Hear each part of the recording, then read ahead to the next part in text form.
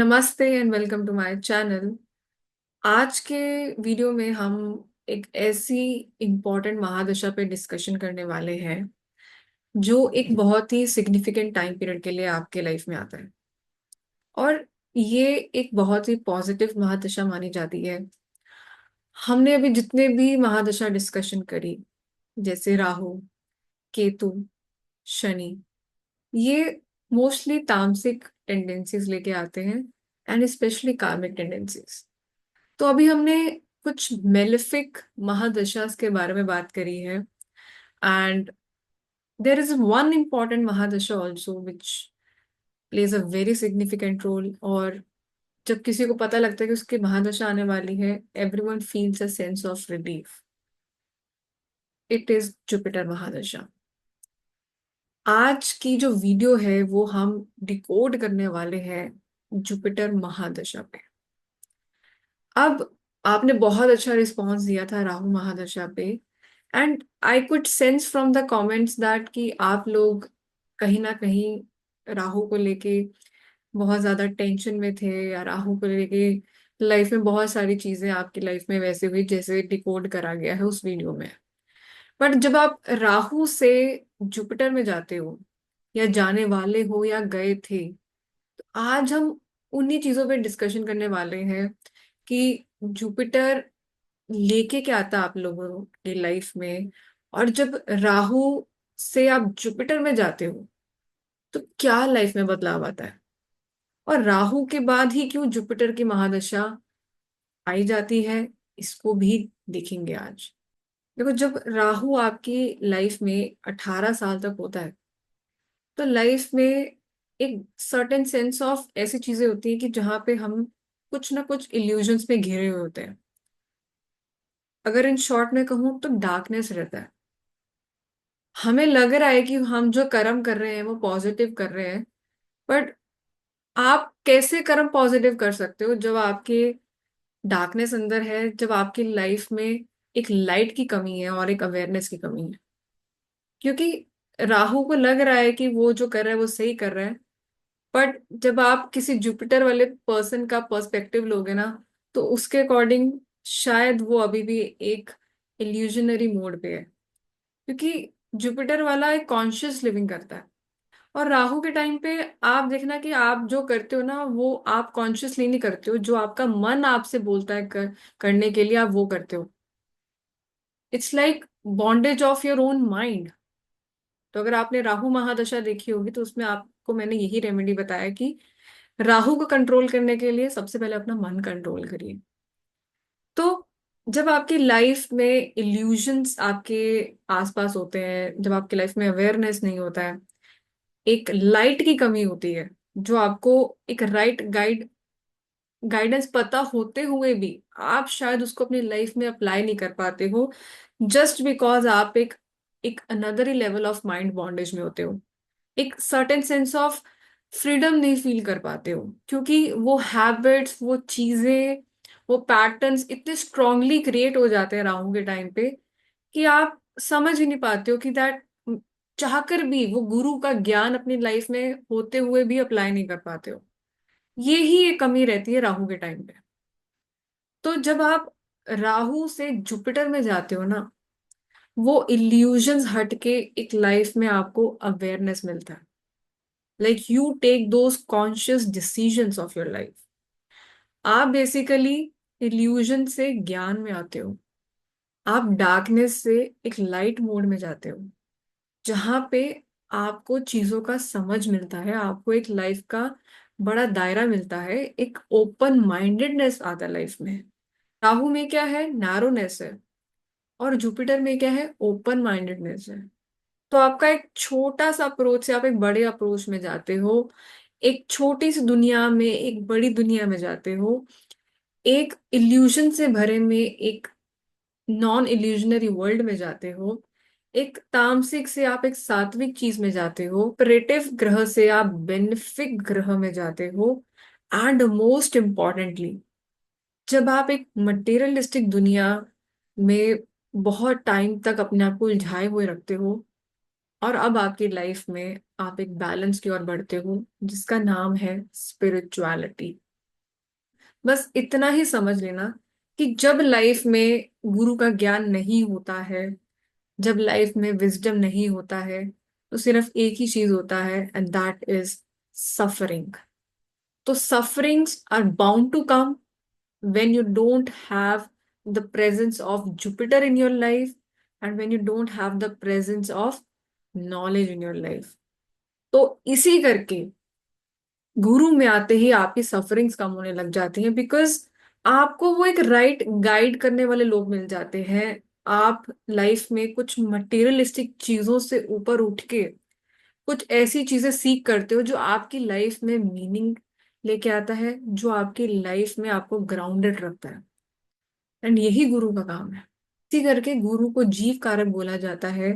गुरु को एक good luck माना जाता है। गुरु आपकी लाइफ में एक्सपेंशन लेके आता है, and it is a benefic planet. Benefic का मतलब पॉजिटिव चीजें लेके आता है आपकी लाइफ में। इसी करके राहु के खत्म होते ही गुरु में आपको एक सेंस ऑफ रिलीफ मिलने लगता है। क्यों? क्योंकि आपने नॉलेज का हाथ थामा होता है। क्योंकि जब बिना नॉलेज के जी रहे हो तो सिर्फ लाइफ में डार्कनेस है। अब यहाँ पे गुरु क्या करता है कि आपके माइंड के पैटर्न्स को समझता है। क्यों समझता है? क्योंकि विजडम आ चुका है लाइफ में। आप किसी गुरु का हाथ थाम लेते हो, आप ज्ञान का हाथ थाम लेते हो, आप धर्म का हाथ थाम लेते हो, कोई लिविंग गुरु भी आपका हाथ थाम लेते हैं। तो जिसके चलते आपकी लाइफ में एक बेटरमेंट आता है, आपकी लाइफ में एक बैलेंस आना शुरू हो जाता है।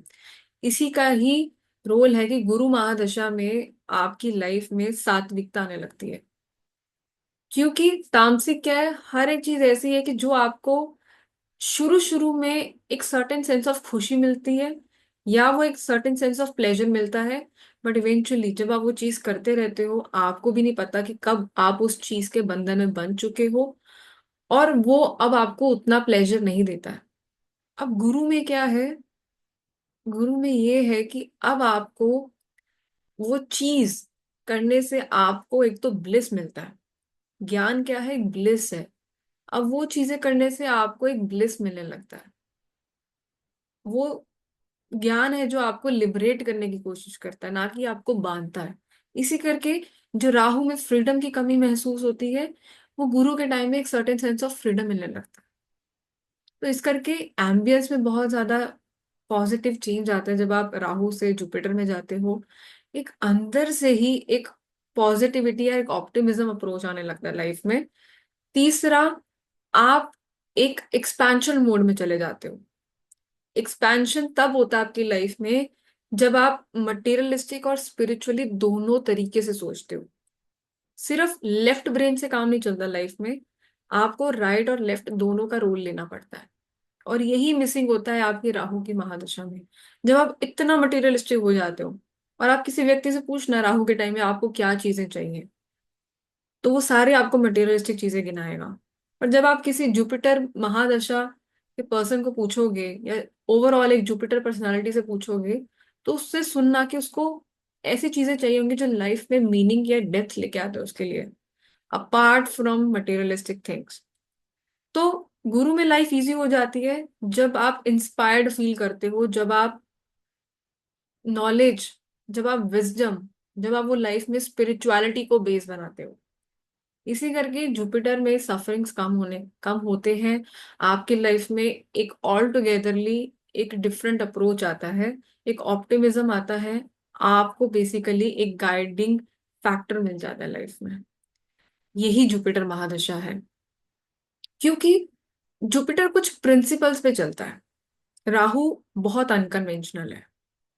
जुपिटर कुछ मॉरल्स पे चलता है। जुपिटर धर्म का कारक है, क्योंकि नाइन्थ साइन को रूल करता है, मॉरल्स पे चलता है, और बेसिकली बेसिकली प्रिंसिपल्स को साथ लेके चलता है। तो जुपिटर को डिकोड करने से पहले कि क्या क्या पॉसिबल चीजें जुपिटर महादशा में होती हैं, हम एक्सपीरियंस करते हैं, या क्या ऐसी रेमेडीज हैं जो हमें जुपिटर की महादशा में करनी चाहिए, आज उसको थोड़ा बहुत डिस्कस करते हैं। फर्स्ट ऑफ ऑल, जरूरी नहीं है कि हर किसी को जुपिटर महादशा में पॉजिटिव रिजल्ट्स मिले।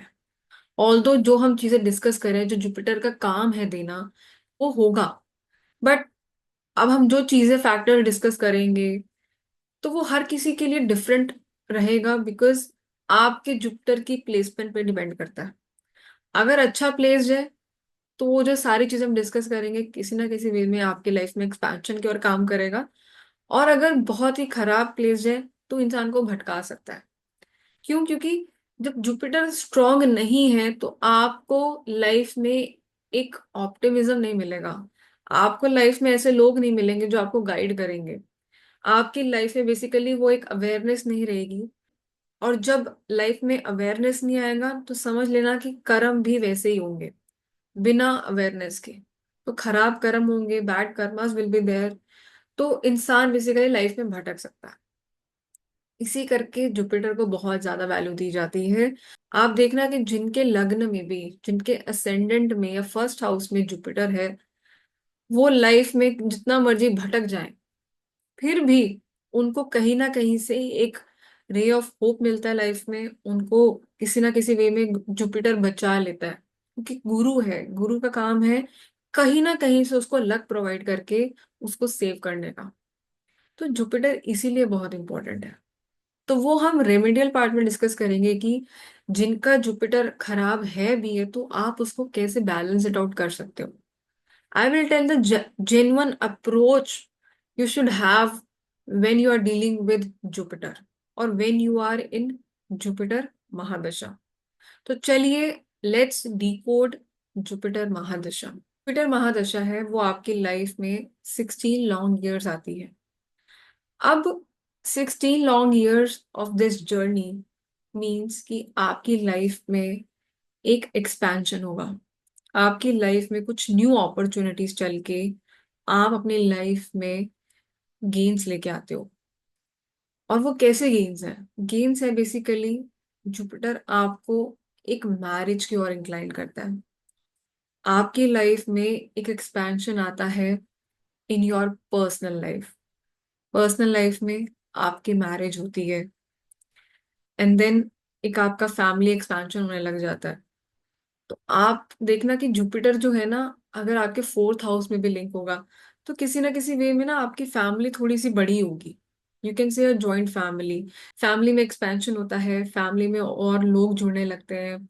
और जुपिटर जो है, नेचुरल सिग्निफिकेटर है फॉर चाइल्ड बर्थ। बर्थ के लिए प्लान करते हैं, उनको बच्चों का सुख मिलता है।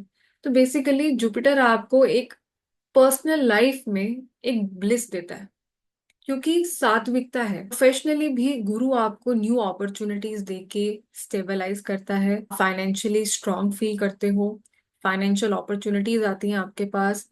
And sometimes I have also seen that कि जुपिटर में लोग मल्टीपल सोर्स ऑफ इनकम भी क्रिएट कर लेते हैं, क्योंकि एक्सपेंशन लाइफ में सिर्फ पर्सनली नहीं आता है, आपको प्रोफेशनली भी एक एक्सपेंशन देखने को मिलता है। एंड एट दिस टाइम, जब आपकी लाइफ में एक पर्सनल एक्सपेंशन होता है ना, तो धीरे धीरे वो एक्सपेंशन आपके प्रोफेशन में आने लगता है। एंड धीरे धीरे आपकी लाइफ में जो चीजें मिसिंग होती हैं, या जिस लेवल ऑफ अनसेटिस्फेक्शन रहता है राहु की महादशा में, वो एक लाइफ में सेटिस्फेक्शन आने लगता है, वो लाइफ में ब्लिस आने लगता है गुरु के टाइम पे। क्योंकि गुरु का काम है देना। आपकी लाइफ में आप बिना लक फैक्टर के या आप बिना प्रिंसिपल्स के आगे नहीं बढ़ सकते। तो गुरु जो है आपको आपके धर्म के अकॉर्डिंग, आपके मॉरल वैल्यूज जो आपको आपके पेरेंट्स ने दिया है, एंड आप एक डिवाइन लक से आगे बढ़ते हो।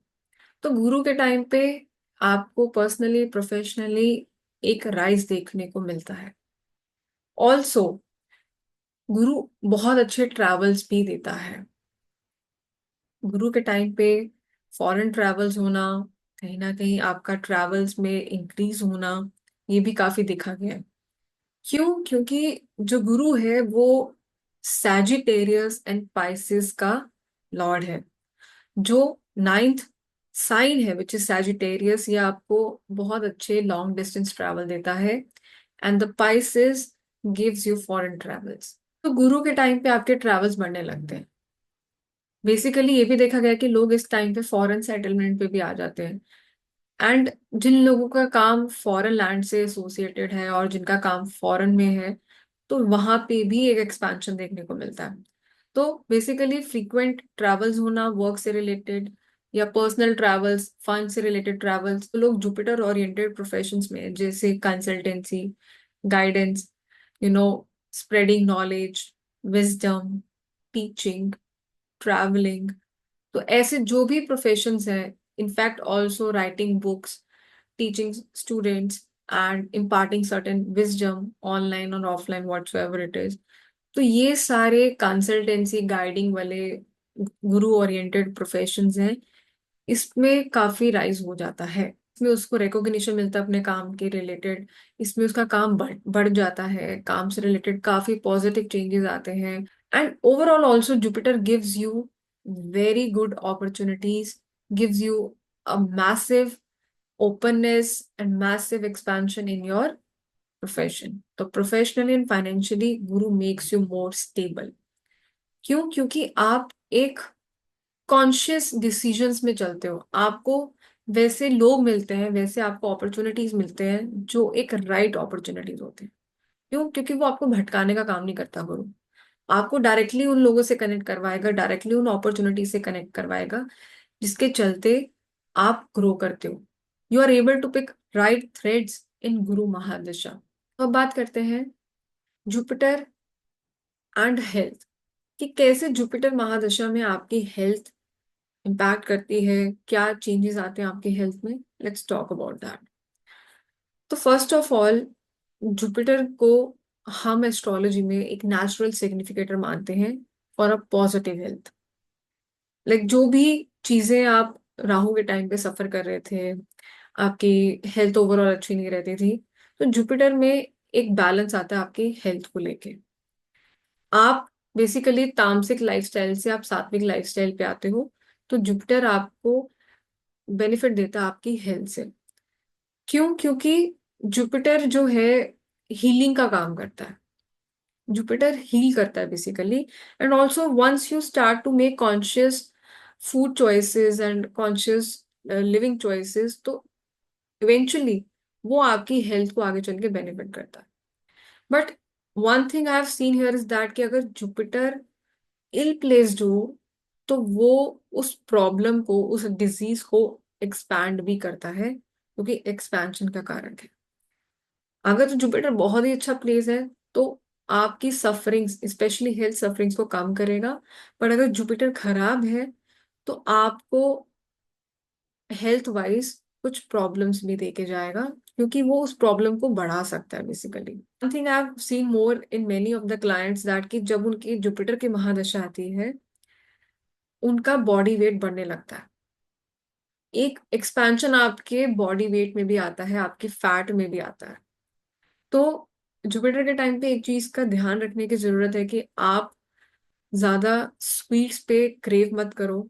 Do not consume lot of sweets, and अपनी स्वीट क्रेविंग्स को थोड़ा सा कंट्रोल में रखने की जरूरत है। क्योंकि जुपिटर खराब हो जाता है ना, तो आपको कफा इम्बैलेंसेस देना स्टार्ट कर देता है। कफा इम्बैलेंसेस जब खराब होता है आपकी बॉडी में, आपको बेसिकली क्रेविंग्स होने लगता है स्वीट से रिलेटेड, तो जिसके चलते आप थोड़ा सा ओवर बिंज करते हो, और जिसके चलते आपकी बॉडी में एक फैट आने लगता है। तो यहाँ पे सिर्फ ये देखने की जरूरत है कि दैट आप थोड़ा सा अपनी हेल्थ को लेके कॉन्शियस रहो। शायद वो डिजीजेस आपके ओवर ईटिंग से अभी नहीं आएंगी, but it can impact in the Saturn mahadasha. When you will move to Saturn mahadasha, शायद वहां पे वो डिजीज के फॉर्म में आ जाए। क्यों? क्योंकि सैटर्न आपकी हेल्थ को इफेक्ट करेगा। सैटर्न का काम है एक बैड हेल्थ देना। जो भी आप कर्म करोगे जुपिटर के टाइम पे, वो आगे चल के मैनिफेस्ट होंगे सैटर्न की महादशा में, क्योंकि सैटर्न आपको रिजल्ट देगा आपके पिछले वाले कर्मों से। तो जो भी आप यहाँ पे चीजें अपनी हेल्थ से रिलेटेड करोगे, या वैसे भी अपनी लाइफ में जो भी कर्म करोगे, वो रिजल्ट आपको सैटर्न अपने महादशा में आपको देगा। तो उसको अच्छे करने के लिए अभी से आपको अच्छे कर्म करने की जरूरत है। Start doing good karmas in Jupiter mahadasha, in your thoughts, in your health, in your personal life, in your professional life. वो कर्म को बैलेंस करने की वहां पे बहुत ज्यादा जरूरत है। वहां पे एक अच्छे कर्म का सीड बोने की जरूरत है, ताकि सैटर्न के टाइम पे आपको उन कर्मों से रिवॉर्ड मिले। It is as simple as it is. But यही अगर जुपिटर आपके चार्ट में इल प्लेस्ड हो, या उतने अच्छे हाउसेस से, या उतने अच्छे प्लैनेट से, specially connecting with the malefic houses and the malefic planets, तो आपको बैड एक्सपीरियंसेस भी देके जाएगा।